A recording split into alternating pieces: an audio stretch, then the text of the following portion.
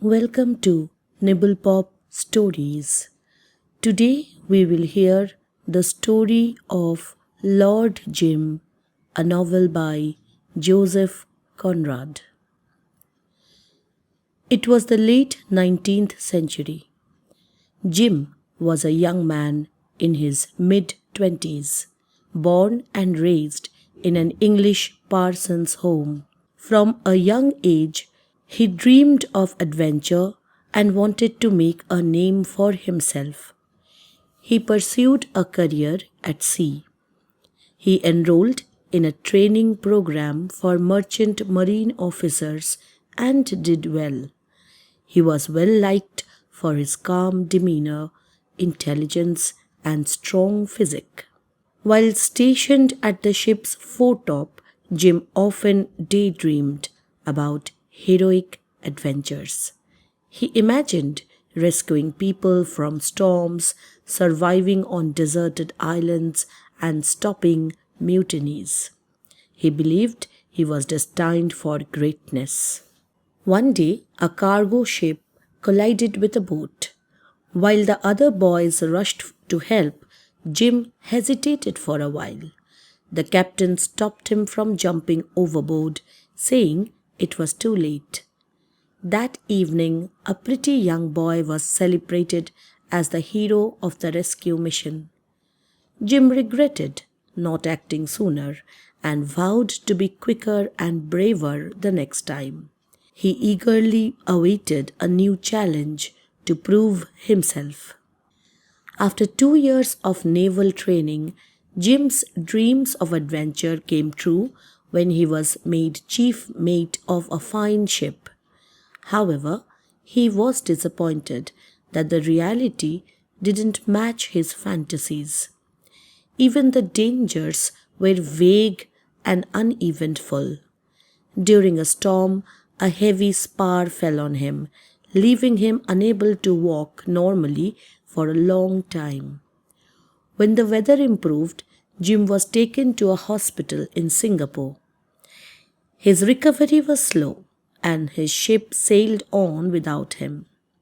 Instead of returning home, Jim took a position as chief mate on the Patna, an old, rusty steamer captained by a German.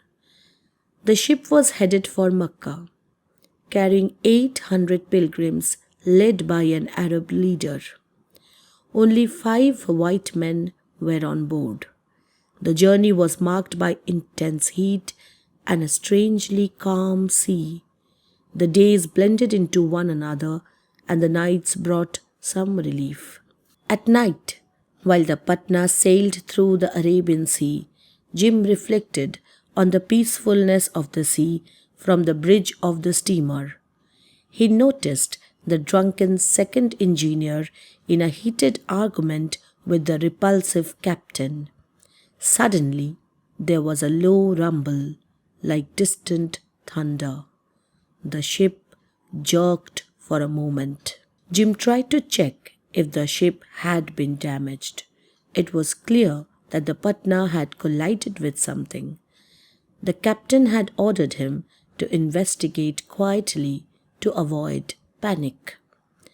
Jim discovered that the front hatch was rapidly filling with water, indicating a hole in the bottom of the ship. Only one wall was holding back the flood, and if it broke, they would be doomed. Jim explained the situation, and the captain sent him below to shut off the engines before the water broke against them. The wall broke, and Jim was sure the ship would sink. The pilgrims heard the noise but didn't understand what was happening. There were enough lifeboats to save some, but time was running out. The Patna started slipping and sinking slowly. Jim wanted to set the lifeboats free, but the others chose to abandon ship and save themselves. They managed to launch one boat and jumped in, leaving the unaware pilgrims behind. The captain ordered a crewman, George, to jump, but Jim feeling doomed and unable to decide, jumped instead. Jim wasn't afraid to die, but the idea of dying anonymously among the screaming pilgrims terrified him. He jumped without thinking, losing control of his actions. He left 800 helpless pilgrims to face the black smoke, boiling steam, and freezing sea. The lifeboat, tossed violently in the dark and rain, drifted away from the Patna. By dawn, they saw the Patna's masthead light. It hadn't sunk. A French gunboat later towed it to the port of Aden. When the other crewmen realized Jim had escaped with them instead of George, they were furious. Jim was not one of them. He had stood apart while they struggled with the lifeboat. He witnessed their cowardice. They threatened him, fearing he'd expose their desertion. Survival gave Jim no happiness. He was haunted by his cowardice and even considered suicide. He knew he needed another chance to prove his worth. However, Jim and the other crewmen were soon picked up and investigated. The German captain stuck to their agreed-upon alibi, but Jim testified. Abandoning 800 people weighed heavily on him. By facing the inquiry, Jim hoped to restore some of his self-worth. He confessed his misconduct. Jim lost his certificate to be a British naval officer and could never serve on a ship again. His dream of a heroic life at sea was now shattered.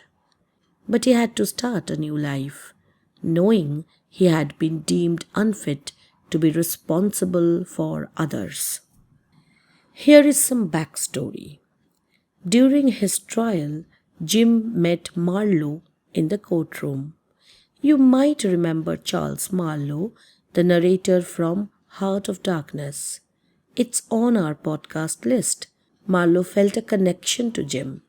They had dinner together, where Jim shared what happened that night on the Patna. Marlowe was confused by Jim's attitude and saw parts of his own troubled soul in him. When Jim lost his naval certificate, Marlowe invited him to his hotel room. He offered Jim money and promised to connect him with someone who could help him find work. Jim wondered if he could start over. Marlowe's friend, Mr. Denver, a rice mill owner, hired Jim. Jim did well in the job, but the second engineer from the Patna showed up at the mill. He spread rumors about Jim's past and blackmailed him, forcing him to leave the job. Jim then found work as a water clerk for a dealer of ship equipment. However, when an old sea captain revealed the Patna incident, Jim had to quit again. Jim kept trying to escape his past. He got hired in Bangkok by the Yacob brothers, who dealt in teak and hired ships. After getting into a bar fight with a Danish sailor, Jim left that job as well. He began to think that all jobs would end badly for him. Marlowe consulted his friend Stein, a wealthy merchant with trading posts worldwide. Marlowe explained Jim's unusual nature to Stein. Stein said it was useless to try to change a romantic. Instead, Jim should learn how to live with his romantic nature. Stein offered him a job as the resident manager of a trading post in Patuzan. Patuzan was a remote area in Southeast Asia, located in the Malay Islands, about 40 miles inland along a river. It was controlled by 3 conflicting factions. Stein had an unprofitable trading post there, run by a corrupt Portuguese named Cornelius. Stein wanted to replace Cornelius with Jim. In the 17th century, Dutch traders frequently visited Patusan to trade for pepper, but trade eventually stopped. The area is now ruled by a young sultan, though the real power lies with the sultan's uncle, Raja Alang, who established a trade monopoly and exploited the local Malays. The Malays were led by Chief Doramin, who had helped Stein with his business in Patusan.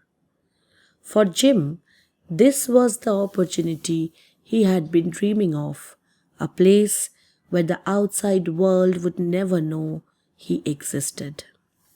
On his way to Patusan, Jim carries a letter from Mr. Stein to Cornelius, along with a silver ring as an introduction to Doramin. Doramin had given Stein the ring as a farewell gift and a symbol of their eternal friendship. The journey was exhausting. Jim sat on a tin luggage box the entire way, with an unloaded revolver on his lap. Near the end of the trip, he dozed off. When he woke up, he noticed that his 3 paddlers had disappeared. Almost immediately, he was captured by armed men and taken to Raja Alang. Jim was held captive for 3 days. On the 3rd day, he escaped and found refuge with Doramin. From Doramin, Jim learned about the warring factions that controlled Patusan. Raja Alang, the Sultan's uncle, wanted to be the sole trader in Patusan.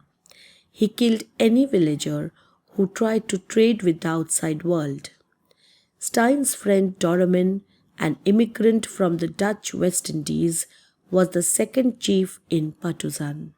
He was elected years ago by his people. His group opposed Raja Alang's brutal trade monopoly. The other leader in Patusan was Sharif Ali, a half-Arab. He stirred up the interior tribes with religious fervor and engaged in guerrilla warfare.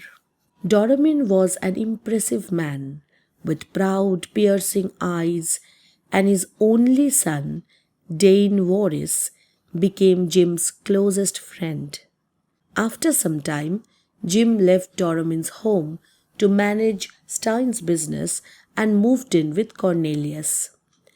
During his stay, Jim uncovered Cornelius's fraudulent activities at Stein's trading post, and he witnessed his cruel treatment of his stepdaughter, Jewel. Cornelius was abusive, demanding respect from Jewel while speaking ill of her deceased mother. Jim felt deep sympathy for Jewel. Cornelius was not happy about Jim's presence in Patusan. He charged Jim excessively for poor accommodations. He even offered to secretly help Jim leave the country and tried to scare him with the dangers of staying. When Jim refused, Cornelius became angry. Doramin also urged Jim to return to his place for safety, but Jim felt he couldn't leave Jewel. He had fallen in love with her. One night, 4 of Sharif Ali's men attacked Jim. He killed one and let the others return to Sharif Ali. Both Jim and Jewel suspected Cornelius's involvement in the assassination attempt. Jewel was scared, and Jim promised he would never abandon her. Determined to defeat Sharif Ali, Jim devised a plan to mount 2 old, rusty cannons on a hill opposite Sharif Ali's camp. He shared his plan with Jewel and gained the support of the Malays. The men labored through the night to drag 2 old, rusty cannons up a mountain. From there, they destroyed Sharif Ali's camp, and a large force swiftly overran the remains. The battle concluded quickly. with Dane Warris setting the entire camp on fire. Jim's triumph over Sharif Ali became a legendary tale in Patuzan. Sharif Ali fled the country, and Jim was appointed headman. He took control of the area.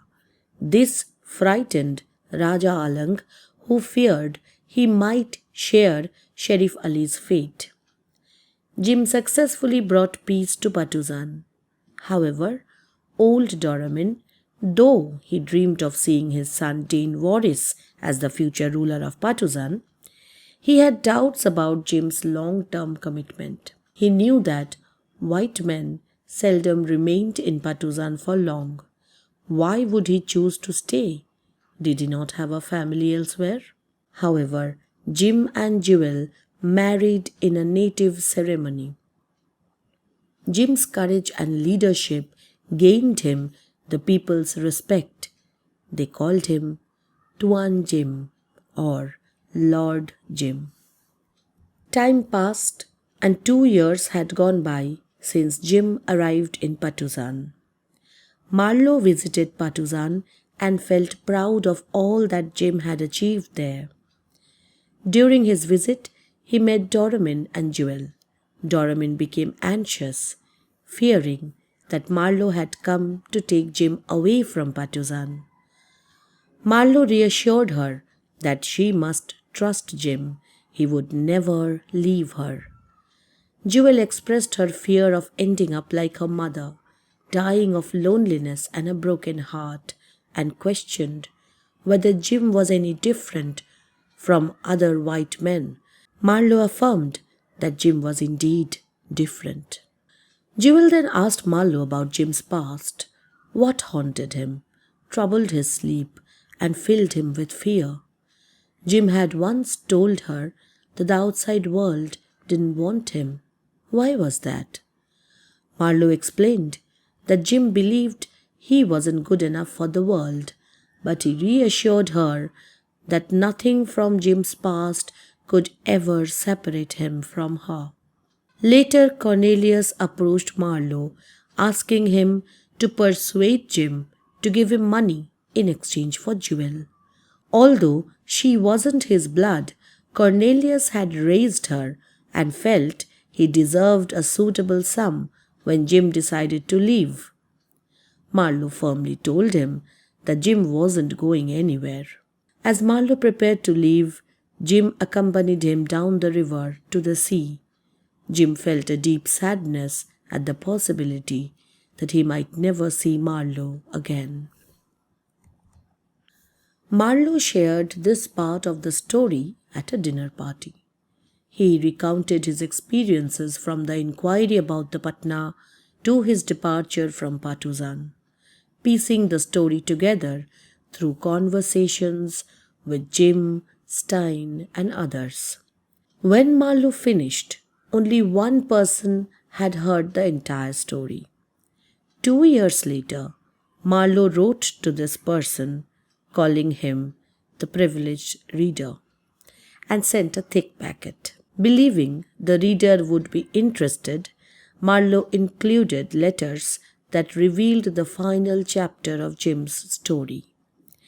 In these letters, Marlowe mentioned that Jim had written to him and described his conversation with Brown, the man involved in Jim's tragic end. He also shared information gathered from Jewel and Tam Itam, summarizing everything to provide a complete account. After Marlowe left, Jim set up a defense for his people. He had a deep ditch dug and built a strong spiked fence. Cannons from Doramin were placed at the corners, turning the area into a fort.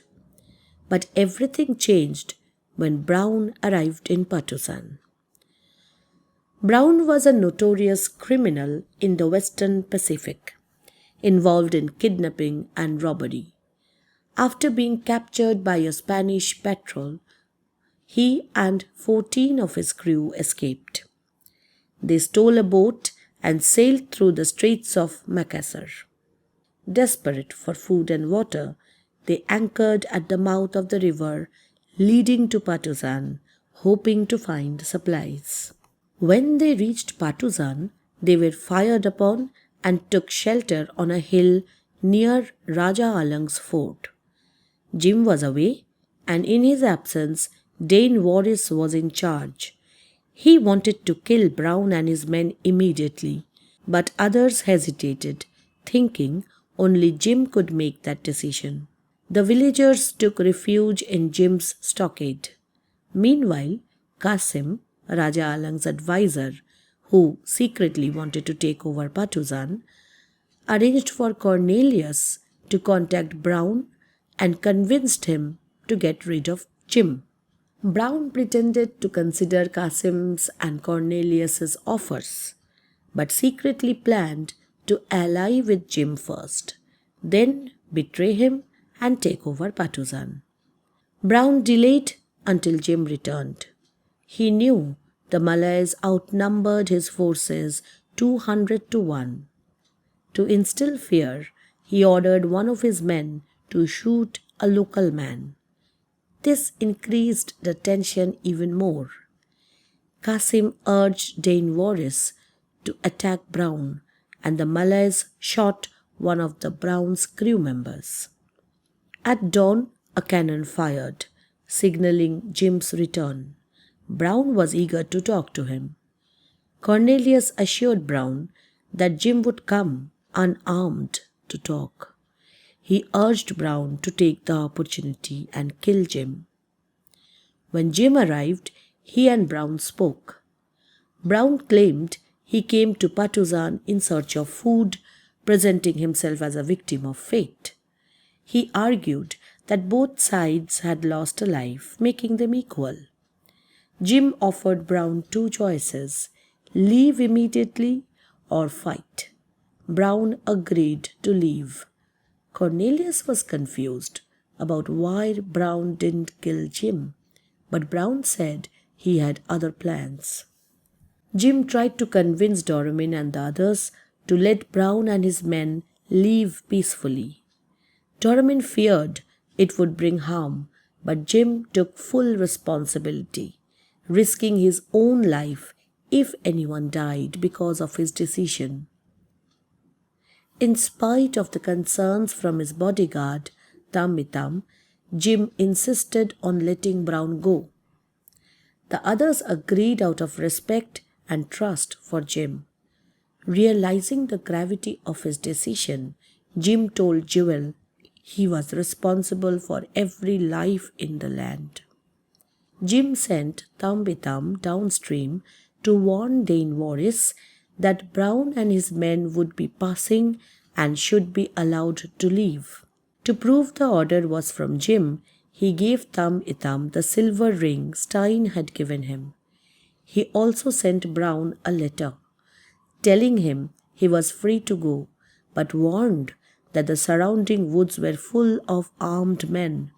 Cornelius then told Brown that Jim intended to betray and that Dane Warris's army was set up down the river to attack him and his men during their escape. Brown promised his men a chance to get revenge on the natives. He landed his men on the opposite side of the island near Dane Warris's camp, with Cornelius leading the way. The natives were unaware that the white men knew about the narrow channel behind their camp. Brown ordered his men to fire, and 14 shots rang out. For a moment, no one moved. Then panic set in, and the natives scattered in fear. Brown's men fired 3 more times into the camp. Dane Warris died. Tambitam dropped and pretended to be dead. In minutes, the white men disappeared. Brown left without Cornelius. Tambitam found him and stabbed him twice. He then hurried to the fort to report what had happened to Dane Warris and his men. Panting and trembling, Tambitam reached the town and muttered the news to Jewel before running to Jim's house. When Jim heard the tragic news, he knew everything was lost, especially the trust the natives had in him. The town was filled with grief, but also with anger. As the sun set, Dane Wallace's body was brought to Doramin's compound. The women wailed and mourned loudly. Both Tambitam and Jewel urged Jim to fight or flee, but Jim refused. They couldn't understand Jim's sense of honor. Jim surrendered to Doramin. Doramin struggled to his feet, aimed a pistol at Jim's chest, and fired. Jim fell and died. Later, when Marlowe visited Stein in Indonesia, he saw Jewel and Tambitam there. Jewel said Jim had left her despite Marlowe's promises. She felt Jim was false, just like everyone else, and could never forgive him. 8 months later, Marlowe came across Brown as he lay dying of asthma in a Bangkok shack. Brown called Jim a hollow sham and claimed Jim didn't have enough devil in him to fight like a man. Brown boasted about ending Lord Jim. Later that night, Brown died. All this was contained in that letter which the unnamed privileged reader received and which provides us with a kind of closure to the complex narrative of Marlowe and the story of Lord Jim. So what do you think of him? A hollow sham or Tuan Jim? Do let us know in the comment section. And if you like these stories, please subscribe to our channel. This is Monami Mukherjee and you were listening to me only on NibblePop. Good night.